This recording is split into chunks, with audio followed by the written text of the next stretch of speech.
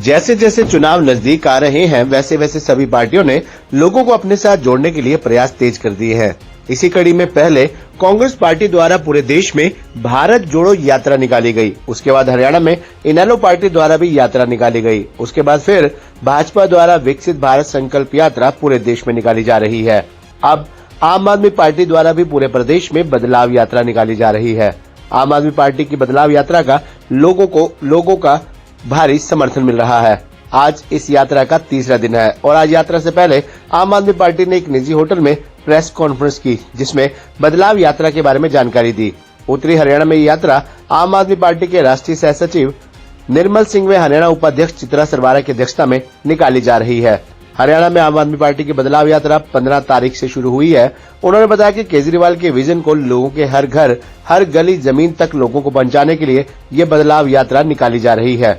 उन्होंने कहा कि लोगों से ये सवाल भी पूछने के लिए कि क्या आप बदलाव के लिए तैयार हैं। उन्होंने कहा कि इस यात्रा के तहत सभी मुद्दों को, चाहे वो बेरोजगारी का हो या फिर शिक्षा का हो या महिला सुरक्षा का हो, इन सभी मुद्दों को लेकर ये यात्रा निकाली जा रही है। इस मौके पर उन्होंने भाजपा द्वारा निकाली जा रही विकसित भारत संकल्प यात्रा पर भी तंज कसते हुए कहा कि सरकार द्वारा सरपंचों पर दबाव बनाया जा रहा है कि इस यात्रा का आयोजन करें। वहीं उन्होंने कहा कि कई जगह विकसित भारत यात्रा को कई जगह काले झंडे भी दिखाए जा रहे हैं। कुल मिलाकर उन्होंने सरकार पर जमकर निशाना साधा। वहीं आम आदमी पार्टी की राष्ट्रीय सह सचिव निर्मल सिंह ने भी भाजपा को जुमले की सरकार बताया। उन्होंने संसद में हुई सुरक्षा में चूक पर कहा कि जो हुआ वो गलत हुआ, लेकिन इसके लिए उन्होंने भाजपा को जिम्मेवार ठहराया। उन्होंने कहा कि ये वो बेरोजगार युवा थे जो अपना विरोध जता रहे थे, लेकिन उनका किसी को कोई नुकसान पहुंचाने का इरादा नहीं था, फिर भी उनका तरीका गलत था। वहीं उन्होंने 5 राज्यों में हुए चुनाव में आम आदमी पार्टी का अच्छा प्रदर्शन न किए जाने पर कहा कि यह मुद्दा भाजपा को हराना था, जिसको लोगों ने कांग्रेस को वोट दिया। उन्होंने कहा कि हरियाणा में आम आदमी पार्टी अच्छा प्रदर्शन करते हुए जीत हासिल करेगी। आज हरियाणा बेरोजगारी में नंबर 1 है। आज क्राइम्स अगेंस्ट विमेन में हम नंबर 2 पर हैं। रेप रेट में हम देश में, सरकारी आंकड़े हैं कि नंबर 2 पर हैं। मर्डर रेट में हम देश में नंबर 2 पर हैं। हम उत्तर प्रदेश से भी ज़्यादा मर्डर्स हरियाणा में आज की तारीख में हो रहे हैं, जैसा कि हमने कभी सुना भी नहीं था कि इतनी अराजकता यहाँ होगी।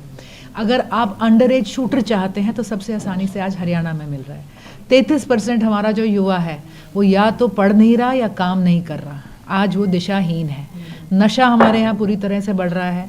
अगर आज आप नौकरियाँ देखें तो 1.8 लाख नौकरियाँ सरकार रोके बैठी है, पर पेपर पे पेपर, लीक पे लीक, लेकिन नौकरी कहीं भी दूर तक लोगों को नज़र नहीं आ रही। आज हमारा युवा या तो नशे में जा रहा है या पलायन को मजबूर है। अगर आप इंडस्ट्री देखें तो बिजली की व्यवस्था, जो हमारा सिस्टम है, एडमिनिस्ट्रेशन है और भ्रष्टाचार है, आज पलायन को मजबूर हो रहा है। हमारी इन्वेस्टमेंट देखें तो वो गिर चुकी है।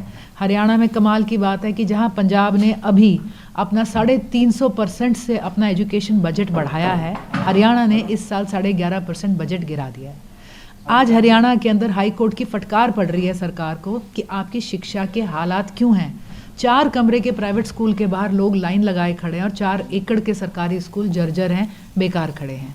तो सरकार ने ये कहा कि उन्होंने हर तरह से अपना पल्ला झाड़ते हुए कोर्ट के आगे सरकार ने कहा है कि हम अगले 2 सालों के अंदर 8,000 से ज़्यादा कमरे बनाएंगे। 71,000 नियुक्तियाँ जो हैं एजुकेशन डिपार्टमेंट में, चाहे हायर हो या वो हो, उसी के अंदर आपकी आज तक बची हुई हैं। 1500 स्कूलों में बच्चों के लिए टॉयलेट्स नहीं हैं। आई थिंक 500 स्कूल ऐसे हैं जहाँ लड़कियों के टॉयलेट्स नहीं है। 1000 स्कूल ऐसा है जहाँ लड़कों के लिए टॉयलेट्स नहीं है।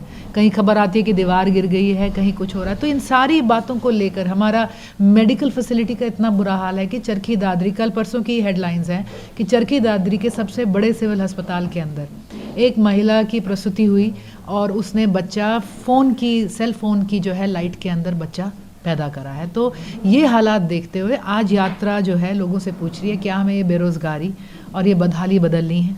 और जहाँ जहाँ से यात्रा अभी 2 दिन में गुजरी है, हमें लोगों का बड़ा समर्थन मिला।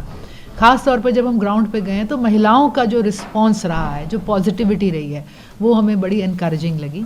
और अगले 10 दिनों में ये यात्रा पूरी करने के बाद हम समझते हैं कि आम आदमी पार्टी पोलराइजेशन हुआ है। लोग आम आदमी पार्टी के पक्ष में थे, लेकिन जब उन्होंने देखा कि ये पार्टी जीत नहीं रही और बीजेपी को हराना ज़रूरी है तो उन्होंने फिर एक तरफा वोट किया। उसका असर हरियाणा में आपको मानते हो कि पड़ेगा?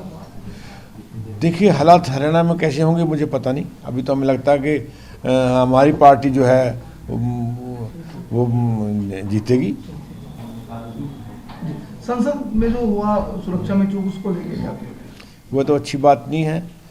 जो है हम किसी गैर कानूनी काम का समर्थन भी नहीं करते, पर लोगों के अपने अपने आवाज़ उठाने के तरीके हैं। भगत सिंह जी ने भी नकली बम चलाया था, तो इन्होंने भी ऐसा किया है। ये इससे जाहिर ज़रूर है कि बेरोज़गारी बहुत है, और जो 2 करोड़ का वादा था मोदी जी का, वो कहाँ है? अब तक तो सब ऐसे हालात फिर ना होते ना। सुसाइड भी करते हैं, किसानों ने भी किए, अब बच्चे भी तंग होकर कोई भी स्टेप ले सकते हैं। फिर भी इस तरह का स्टेप ना उठाना चाहिए। तो और तरीके बहुत हैं अपना रोज़ दिखाने के। अमित शाह जी अभी तक इसके बारे में कुछ नहीं बोल पाए।